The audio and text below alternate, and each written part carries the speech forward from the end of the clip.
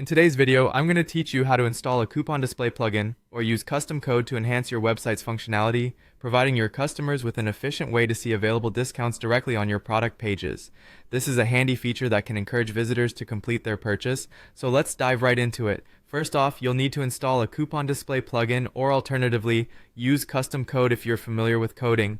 If you choose to go the plugin route, start by heading to your website's admin dashboard. From there, navigate to the plugins section and click on the option to add a new plugin. In the search bar, type in coupon display and you'll be presented with some options. Choose a well-rated, reliable plugin that suits your needs and click on Install Now. After installation, make sure you activate the plugin so that it becomes functional on your site. Once the plugin is activated, your next step is to head over to the plugin settings.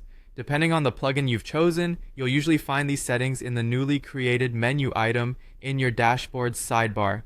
Go ahead and click on it to access the full range of options available to you. In the settings, look for the option to enable coupon display specifically on product pages.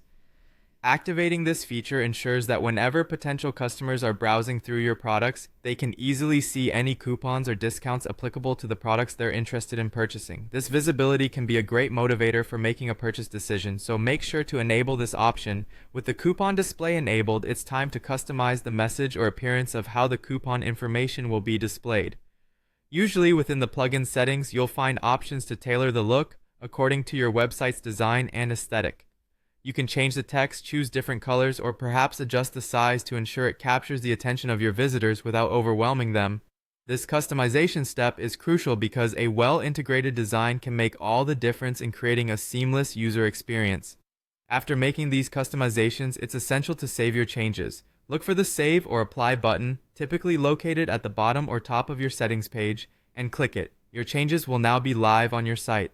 Finally, the last step is to check your product pages. Visit your website as a customer would, navigate to some product pages, and confirm that the coupon display is working as expected.